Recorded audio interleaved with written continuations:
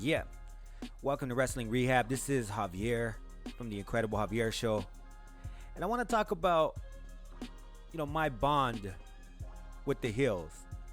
Now, if you're new to wrestling, then you'll know that there are baby faces or faces and heels.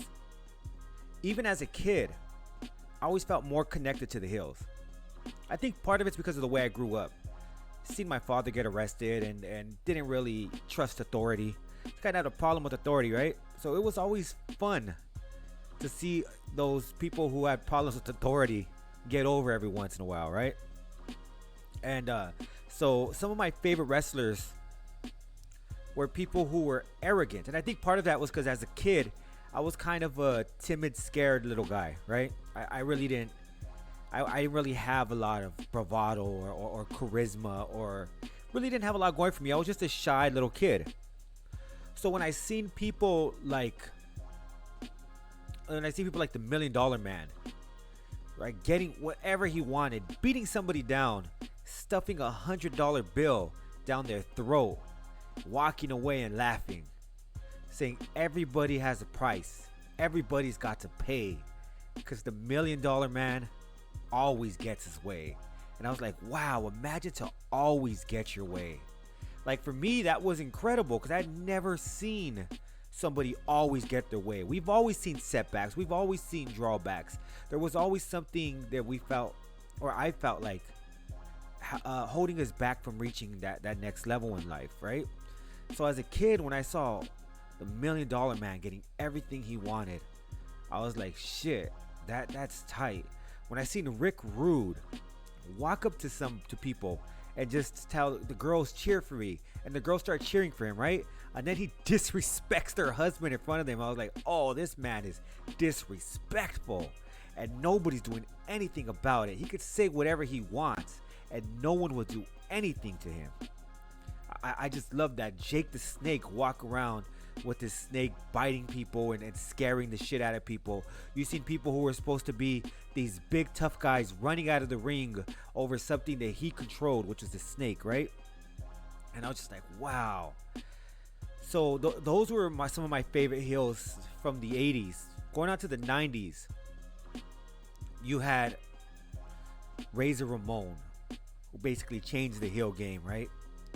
Razor Ramon was supposed to be a Scarface ripoff, but Scott Hall took that character and made it larger than life, made it its own guy, oozing with machismo. Something happened to this Gold Chico, something's going to happen to you, warning you off the bat. And I was like, man, like Razor was the shit. And unfortunately, even when he went to the NWO, he left WCW, created the NWO. I was like, whoa, they would beat people down, spray paint their back. They would just do whatever they wanted to, and nobody could stop them. And I was just like, wow, man. By that time, I was already in my teens. I was already in my teens when the NWO started.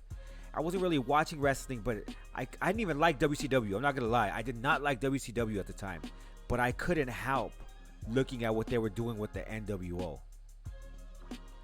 And over on WWF, which was my cup of tea at the time, you had people like Stone Cold, who went out there and just talked loud, talked brash, and people started cheering for him.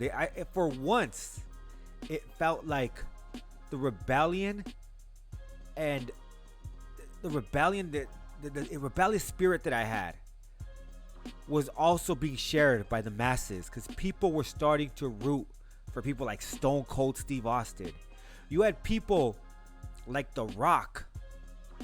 He came in, everybody hated The Rock. Then he started telling them, he started going crazy on them, making catchphrases. It didn't matter what your name was in his presence. He said the millions and waited for people to say, and millions. And this is when he called people jabronis, and he's just the people's champ. He said that to get under people's skin, but people started embracing that, and I embraced it from the beginning. As soon as he turned heel, I said that's what he needed. That's what he needed, and I always loved it. Right? Even now, right? You have now you have some of the best heels over on AEW. You have Britt Baker, Dr. Britt Baker, the role model. You have MJF, who I think is next level. He'll be elevating soon. You'll be able to see him. Like when they cut promos, they're so believable, and you're just like, man, these guys are fucking dicks. They're assholes, right? There's so many out there. Sasha Banks, one of my favorite wrestlers, and she's cool as a heel. But I mean, she's cool as a face, but I really like her as a heel. I do. When she's a heel, like, she's untouchable. She's so arrogant. Get off of me. Don't touch me. And just like Alexa Bliss as a heel. There's so many people who are heels right now that I really gravitate towards. And like, wow. Even to this day, it just seems fun to be a heel. And sometimes I think in life, we would want to be a heel. Nobody wants to be a good guy every day, even though we should strive towards that, which I do. I do strive to be the best possible version of myself that I can be. But I'm not going to lie. It does seem fun being a heel. It does seem fun saying, get out of my face. Who do you think you are? And just saying whatever you want to say. Nobody could stop you. You could do whatever. And then there's no consequences to it. I love that. I love that. And I love the drama that they bring.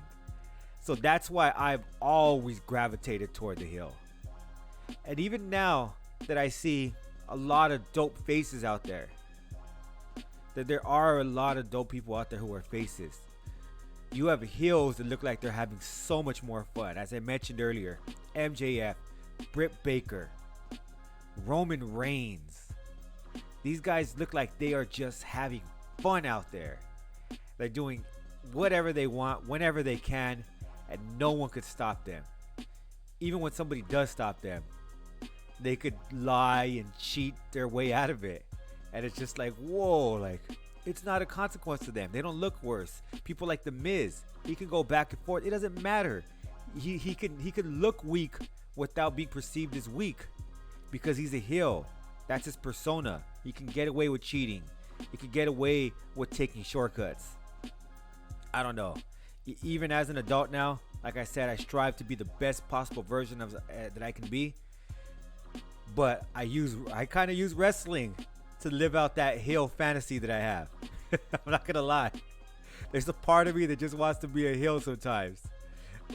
So I watch wrestling and watch these people do their thing. Much love, everybody. Much love to all my wrestling junkies out there.